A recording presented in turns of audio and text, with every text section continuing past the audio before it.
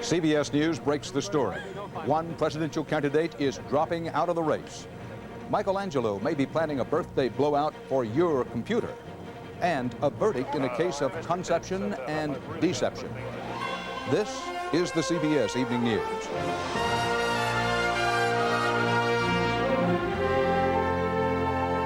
Good evening. Dan Rather reporting. Bob Kerrey is ending his campaign for the presidency. Tom Harkin is seriously considering doing so. Pat Buchanan says President Bush should quit his try for re-election. All of this in the wake of new primary and caucus results from 7 states. Richard Threlkeld, who broke the Kerrey story this afternoon, begins our coverage. Kerrey! Kerrey! Kerrey! Bob Kerrey suddenly canceled a campaign trip to Florida and flew back to Washington late today. CBS News has learned that Kerrey will announce his withdrawal from the race in a news conference tomorrow. Kerrey, who finished as an also-ran in every one of last night's primaries and caucuses, is now out of money and out of hope. Tom Harkin managed victories in the Minnesota and Idaho caucuses, but he finished well behind in the other primaries, and his campaign's also out of money and support. He, too, is currently closeted with advisors. It's essentially a two-man race now, and today in South Florida, one of them, Bill Clinton, fresh from his victory in Georgia, was playing to his strength, the black vote. That, along with the white blue-collar vote, should give Clinton solid victories next Tuesday in the 6 states close to his native Arkansas. Meantime, the Clinton campaign's hoping to poach some of the union support that was the foundation of Harkin's candidacy.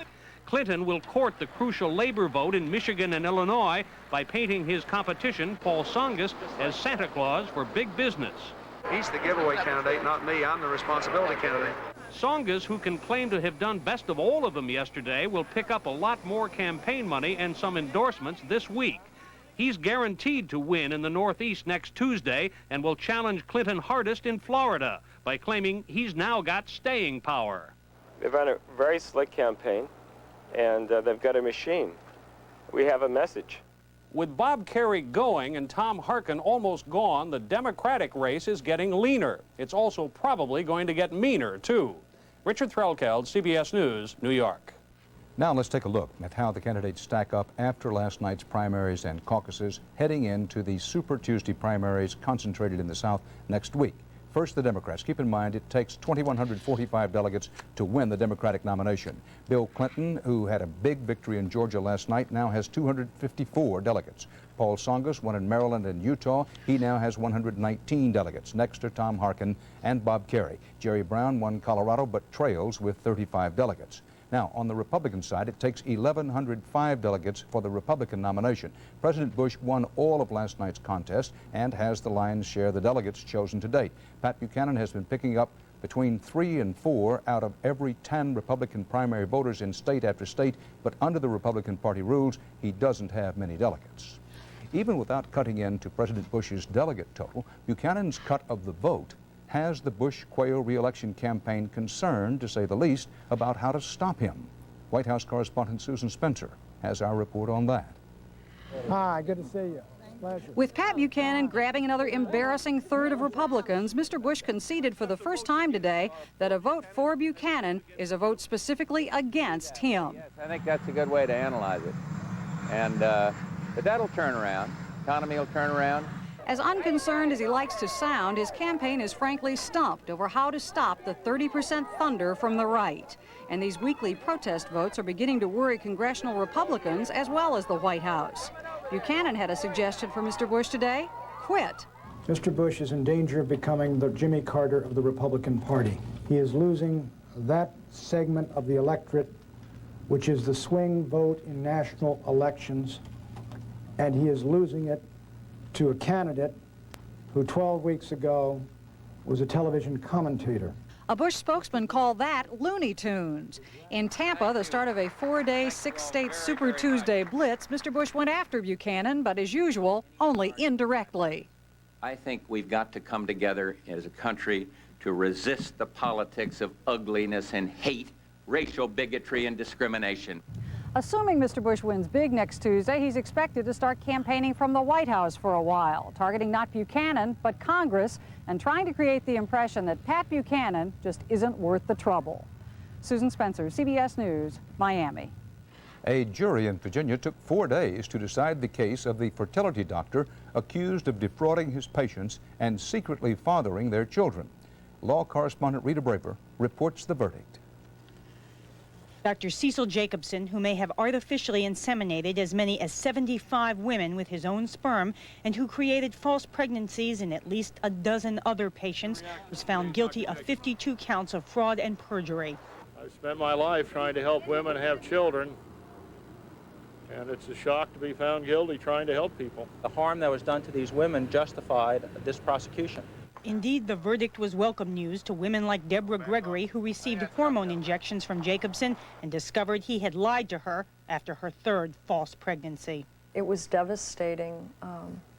Before that, he had said twice that I had miscarried, and we have no reason to believe that I was ever pregnant. I don't believe I ever was. The women inseminated with Jacobson's sperm would not speak, but the false pregnancy victim, who wanted to remain anonymous, understands their pain. What they see in their child that's part of Jacobson, they'll have to look at that man every day for the rest of their lives, and so in a sense they'll never be able to put closure on it. False pregnancy victims Jean and James Blair went to the courthouse to hear the verdict for themselves. Each one of the pregnancies that he told us we had, we mourned them. It was like we lost a baby all those 7 times. It was overwhelming evidence that he went wrong somewhere and he mistreated a lot of women.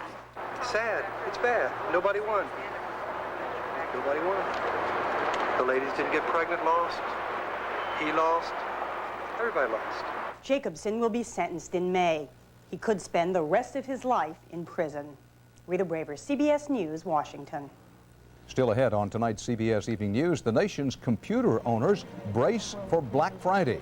And Eye on America. Tonight, a life sentence for selling marijuana. Can drug laws be too tough?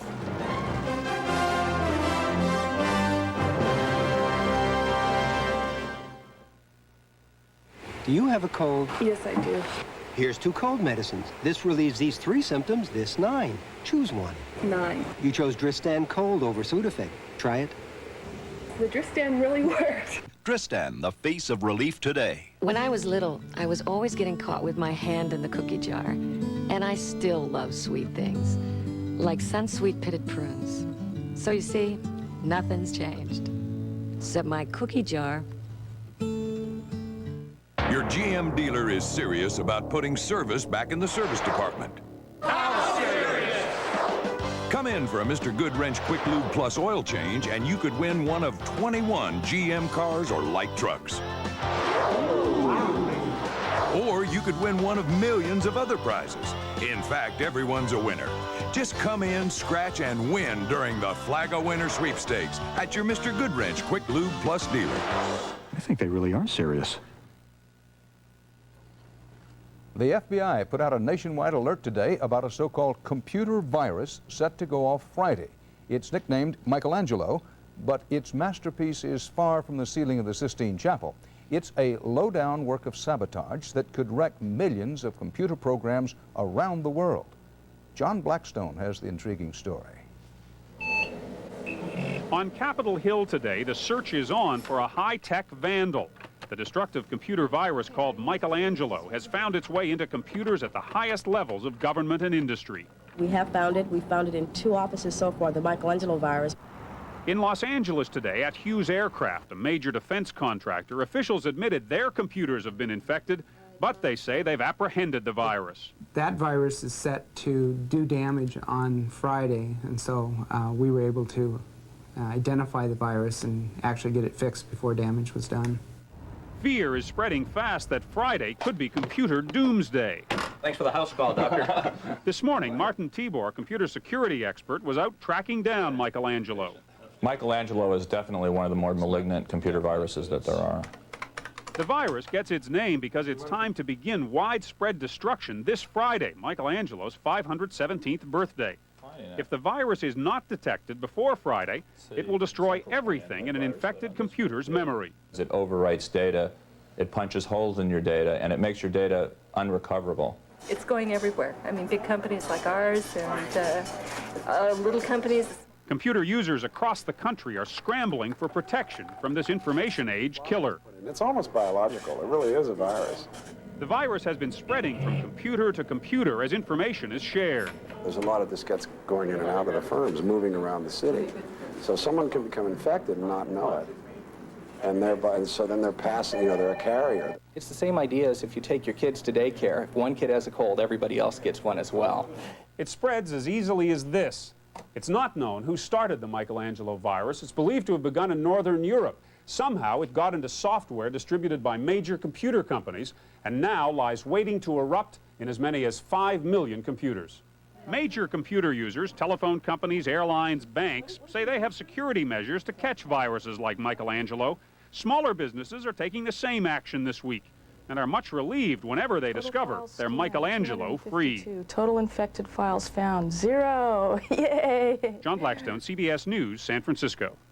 President Bush is reportedly preparing an election year move to raise the stakes with Saddam Hussein. CBS News State Department correspondent Bill Plant reports that the United States may seize some of Iraq's foreign assets in this country and turn the money over to the United Nations. The funds then would be used for humanitarian aid inside Iraq and to compensate victims of the Persian Gulf War. In Houston, Texas, El Nino strikes again. Heavy rain is causing some of the worst flooding in years. This is new flooding. Some highways quickly turned into rivers, trapping line after line of cars, leaving hundreds of Houston motorists waiting to be rescued. With the ground already saturated from heavy rain earlier in the year, today's downpour had no place else to go. Stay with us now for more CBS News, including medical care without insurance. A hard-pressed American family's answer to a crisis.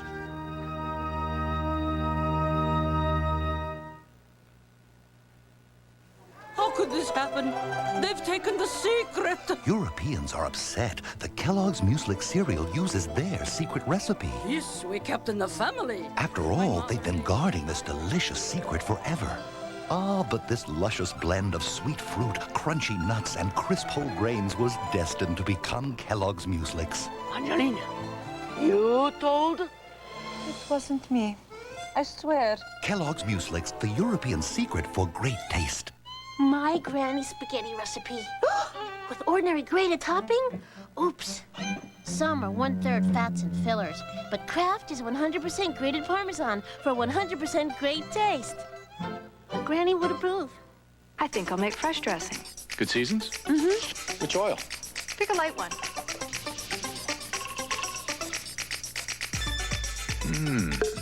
Dressing's great. Good seasons, you make it fresh, you make it best. It's nothing serious. It only wakes me up a couple of times a week. It really doesn't affect me. I avoid foods that are fried or spicy. I can deal with it. I just take antacids. If you have frequent heartburn symptoms like acid indigestion or burning in the chest, talk to your doctor. These may be signs of a serious medical problem. Your doctor has treatment plans that can help. It's only a heartburn. I should learn to live with it. Right? Frequent heartburn. Isn't it time you talk to your doctor? She was a soap opera star until a stalker forced her to quit. Her real-life terror on 48 Hours tonight. It takes new orders to keep America's factories humming and people working. The government reported officially today that factory orders were up some in January, 0.4%. That's the third increase in 4 months and a hopeful sign. Even if it turns out the economy is in fact picking up, there are still millions of working Americans who cannot afford the increased cost of health insurance. Correspondent Juan Vasquez shows you tonight how one family coped with a medical crisis, a plan that works for them and some others. Are you saving your smile for Dad? Yes, you are. If you want to know what's wrong with America's health insurance system, consider the case of 19-year-old Carrie Gurney. She was always on the go, going to school, keeping down a part-time job, and never home, always on the go. But that life came to a crushing end when she was involved in a car accident last May, leaving her with a crippling brain injury. Eventually, her parents brought her home. Today, even the smallest step is a victory. Yes. Good girl, that was a yeah. Since Carrie has no insurance, her parents have devised an unusual method to pay for her recovery, bartering. They took out an ad in a local paper offering to trade their services for professional care. Someone needs their house cleaned, by golly, I'm going to go do it if my daughter's going to benefit. Therapist Leanne Fine trades an hour of her time for an hour of house cleaning. Okay, open your hand. That's it, Carrie. When Carrie sleeps, her mother sews curtains for another therapist. Reed Gurney is a certified mechanic who works on cars for anyone who can help his daughter. But there will never be enough cars or enough curtains to give Carrie all the help she needs. If Carrie had insurance, she wouldn't be at home. Rehabilitation facilities would be competing with each other to admit her. But at upwards of $1,000 a day, it's the sort of care that few Americans without insurance can afford. It would totally wipe them out. There's no way that they could ever pay for it. They'd be in debt forever. Whoever said life was going to be fair? It's a terrible way to think, but it does depend on who you know and how much money you have. The Gurneys know they don't have the kind of money to put Carrie in an intensive rehabilitation program. The state's programs are already out of money in this recession year. And she says, love you. But without insurance, without money, love alone cannot conquer all the obstacles to recovery. Juan Vasquez, CBS News, Oviedo, Florida. A new study out tonight provides the strongest evidence yet that it's a good idea to get routine colon examinations after you turn 50. This study indicates that a colon exam once every 10 years can cut your risk of dying from colon and rectal cancer by up to 30%. Sticking here with us now for the story of the new superstars of the Far East.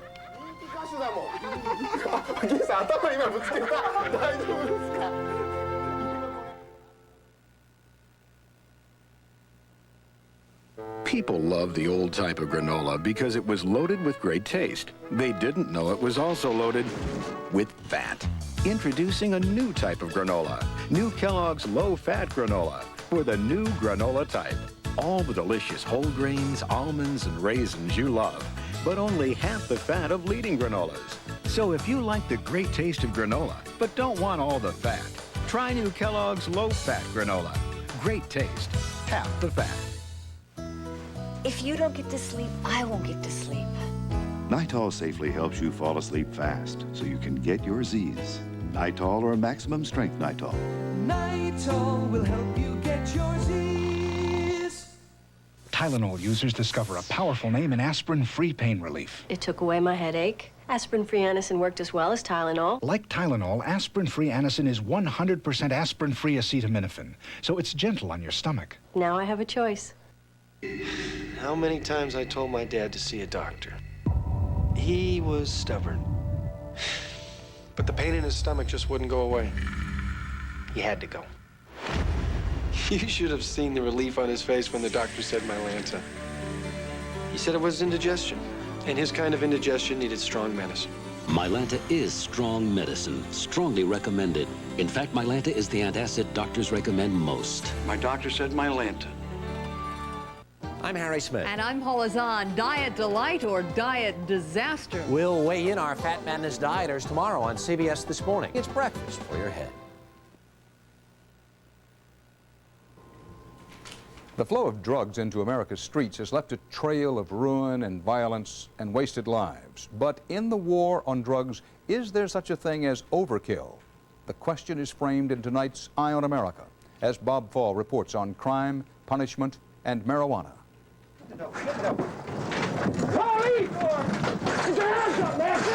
With all the horror stories, with all the devastation linked to crack and heroin, you might find it hard to believe how serious prosecutors are these days about marijuana. Believe. I'd rather have AIDS than have life without parole. I couldn't believe there could be such a thing. In this country? Vernon McElroy, convicted by a state court in Alabama of possessing 10 pounds of marijuana, and Mark Young, convicted by a federal court in Indianapolis for helping distribute marijuana, have never been convicted of being violent, but after having been caught a third time for a marijuana offense, each was sentenced to mandatory life terms without the possibility of parole, ever. That's one less drug dealer that's not out on the streets. No sympathy. We have 2 million Americans that are the victims of violent crime every year. We have got to do something about it. And the only way to do something about it is to grab drug thugs and violent criminals by the throat. Counts 1 and 2 dealing in marijuana. What Congress did to grab offenders by the throat was to enact mandatory minimum sentences and give federal judges no choice but to impose them in certain cases. It's like living in Saudi Arabia, where if you steal something, you get your hand cut off.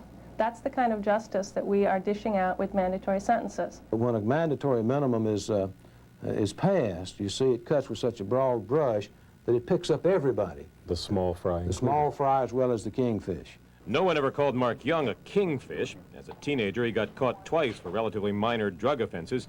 20 years later, convicted for a third time for trying to help someone sell 600 pounds of marijuana, he ended up with a mandatory life term. The law says he has 2 prior felony drug convictions, and the third time is not a charm.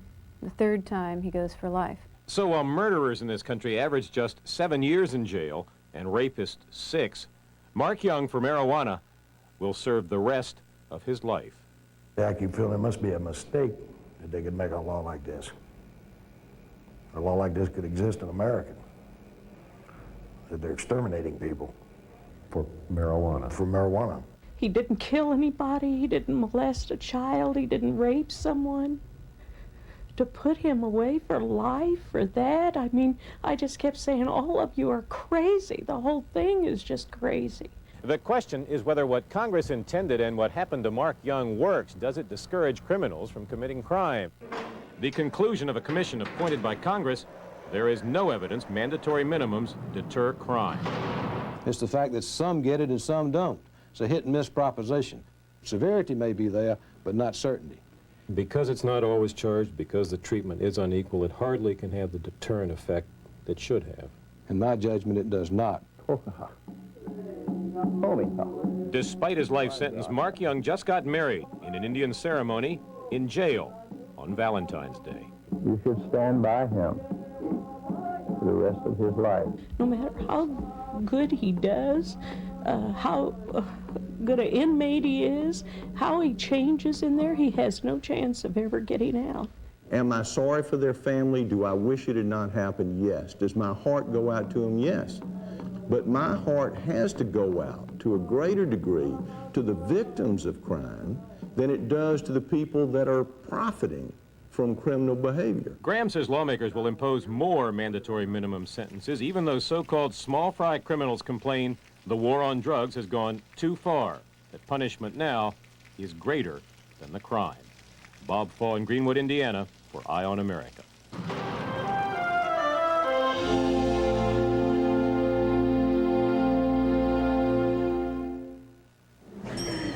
Hey, Al, you're home. Thank you for a lovely dinner. Aren't you gonna ask me in? For coffee? Well, I do have Taster's Choice. Then how can I refuse? Savor the sophisticated taste of Taster's Choice. Well, Just one more cup?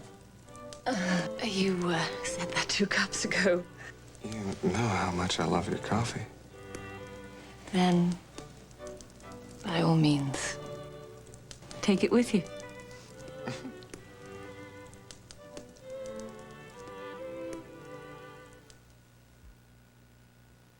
Taste a whole new kind of Cheerios. New multigrain Cheerios. Corn, rice, wheat, and oats. 4 good O's for one great taste. New multigrain Cheerios. Corn, rice, wheat, and oats for a harmony of taste. 4 good O's in harmony. 4 good O's for one great taste. New multigrain Cheerios. A harmony of taste. Hi, honey. How did your checkup go today? Oh, the vet said I'm fine, and he had some advice about our pet odor problem. He recommended Arm & Hammer Pet Fresh. It absorbs carpet odors naturally with baking soda, and veterinarians tested Pet Fresh to be sure it won't irritate our pets.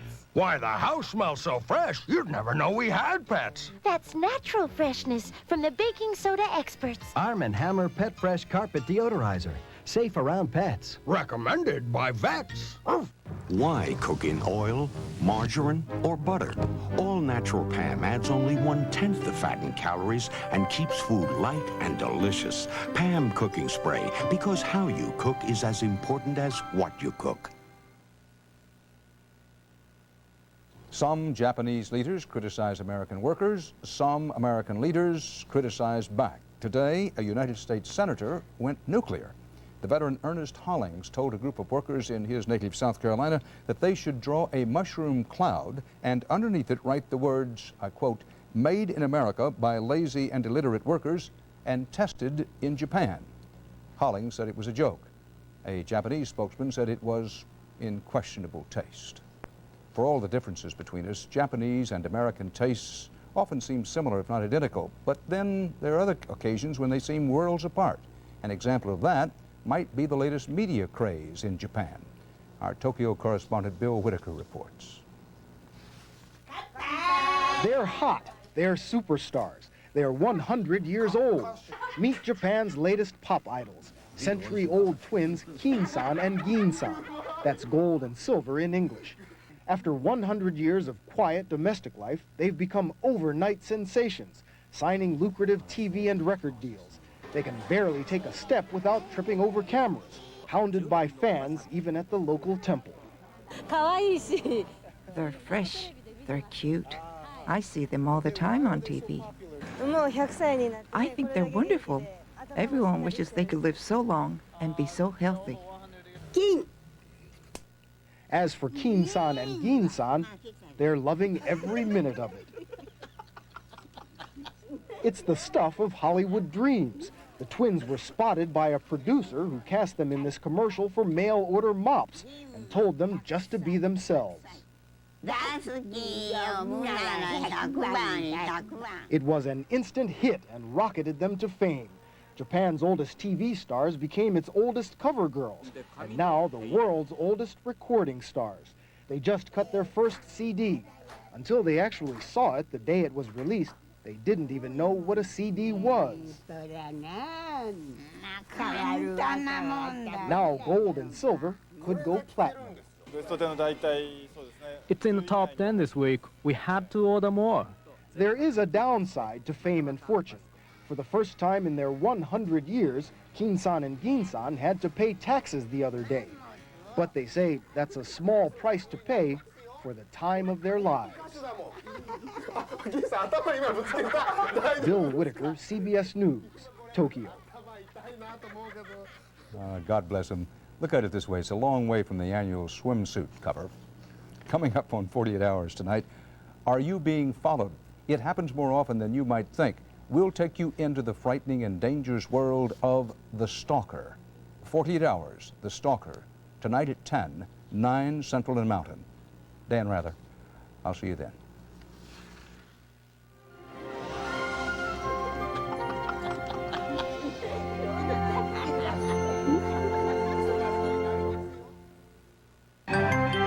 Experience CBS News. Private lives and politicians. You've seen the headlines. Today, it isn't even much of an option to say none of your damn business, because in fact, there are an awful lot of people in the press and out of the press who believe it is their damn business. Should politicians be held to a higher standard? The debate on the CBS Evening News with Dan Rather tomorrow. The people of CBS News. Dan Rather. Connie Chung. Mike Wallace. Paula Zahn. Ed Bradley. Leslie Stahl. Harry Smith. Morley Safer. Bob Schieffer. And Charles Kuralt. Experience. CBS News. This is CBS.